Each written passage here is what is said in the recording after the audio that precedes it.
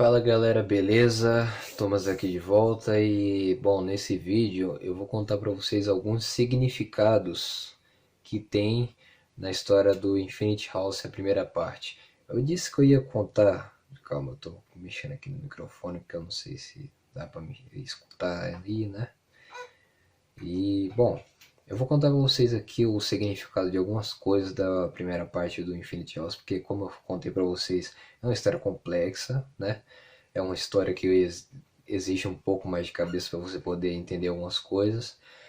Mas é isso. Eu depois, no próximo vídeo, talvez eu vou contar sobre a parte 2 da história, que também vai exigir outras explicações. Eu preciso fazer esse vídeo aqui primeiro, antes de começar isso. E bom, como vocês podem ver, vou começar logo pelo título. Infinity House, a Casa do Infinito. Por que ele tem esse nome? Porque é o seguinte, a história ela se trata de um trio de vilões, vamos dizer assim, né? E todos eles moram numa casa, que essa casa é um esconderijo secreto do Jack. E lá onde rola toda a loucura, bem dizer. É onde eles guardam suas armas, é onde eles moram, é onde tudo acontece. Eles viajam por todo o universo através dessa casa. Então essa casa praticamente está envolvida em todo o desenho. Por isso se chama a Casa do Infinito, Infinite House.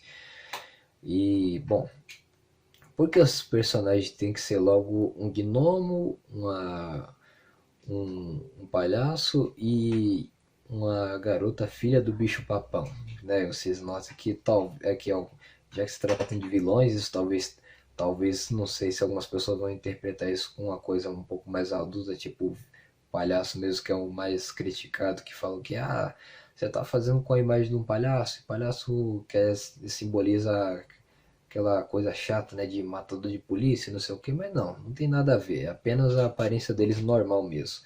Eu gosto de palhaços, gosto de gnomos e gosto também como é que eu vou dizer? E gosto também do bicho papão, que é um vilão favorito meu. E por isso que eu fiz a filha dele assim. E bom, não tem muito o que acrescentar, eles são desse jeito mesmo porque são. Não tem um significado assim neles, né? Eles são dessa forma mesmo. E o da questão do contexto, né? Por que eu escolhi resolver fazer uma história sobre vilões? Porque na realidade essa história se trata de uma ascensão, vou dizer assim, que de pessoas que elas saem do mundo do mal e acabam indo para o mundo do bem. Que essa é a intenção dessa história. Esse é o contexto assim, principal, acho que, da coisa.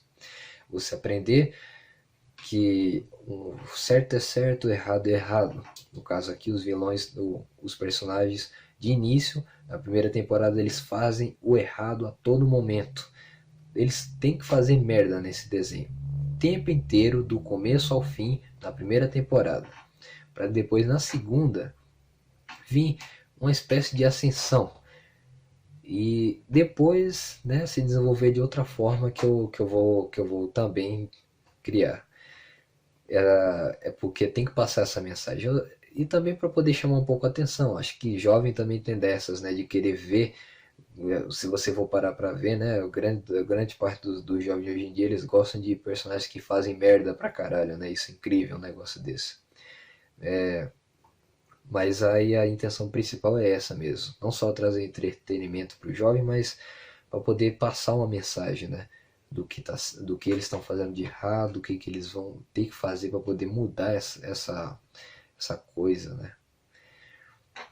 E, bom, você já nota até pelo final da primeira parte que assim que o Jack percebe que está fazendo uma besteira, que foi separar duas pessoas que eram bem próximas e que ele percebeu que estava fazendo besteira, que no caso é quando acontece às vezes com uma pessoa comum. Você só percebe que está fazendo besteira quando isso acaba afetando uma pessoa próxima a você. Que você pode até talvez se fazer como se não gostasse ou não fosse tão próximo dessa pessoa, mas acaba que você percebe que sim, você gosta dela. Seja seu pai, sua mãe, um companheiro, uma companheira. Isso é uma coisa assim que a gente tem que perceber antes do pior, né? E no caso aqui acontece o pior. Tanto que assim, você vê que como eu fiz na explicação da história do Jack, ele já havia machucado pessoas, que no caso foi os seus pais, assim que ele saiu de casa para poder ir para essa vida de vilão. Mas ele não tava nem aí, cara. Porque entra naquela questão, né? Às vezes você quer fazer a merda, você não percebe isso e acaba fazendo de qualquer forma porque você quer fazer. Você só percebe depois que você faz a merda. Então, para tentar mostrar assim que às vezes a gente tem que pensar um pouco antes de tomar atitudes impulsivas, né?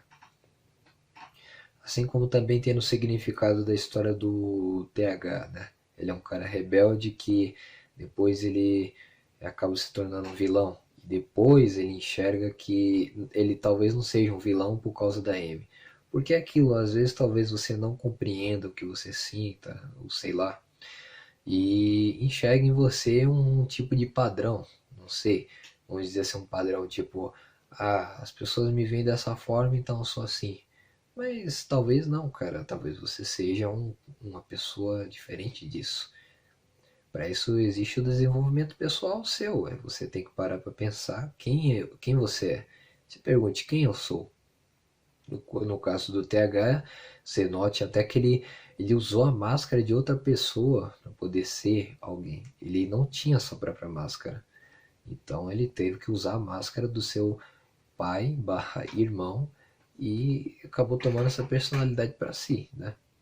Porém, não deixou de ser uma pessoa de personalidade forte. Assim como a história da Amy também tem um significado, né? Você vê que falando de forma direta, né, comparado com a vida real, é a história de um pai que abusa da família, vamos dizer assim, um cenário tipo, o pai bêbado que chega em casa e bate na mãe e na filha. E acaba que a mãe resolve dar a criança para poder ir, foge da vida, daquela vida para poder não sofrer aquilo de novo. Claro que nem que obviamente isso não acontece o tempo inteiro, né? Raramente eu acho que a mãe acaba fazendo esse tipo de coisa, mas vocês entendem que é para poder dar uma trama maior na história, né? E nela, no caso, é um complexo de personalidades também, porque ela não conhece quem ela é também pelo fato de que ela não conheceu seus verdadeiros pais e não sabe quem ela é porque ela tem duas almas dentro de si. Então talvez não, ela talvez se odeie até. Aliás, isso é um tema que eu vou abordar na segunda parte, porque ela é a protagonista, então eu vou explicar mais sobre ela depois. E temos também o significado do Phil, né? Você vê que ele é um cara revoltado que resolveu ir para parte do crime, mesmo ele não sendo um vilão.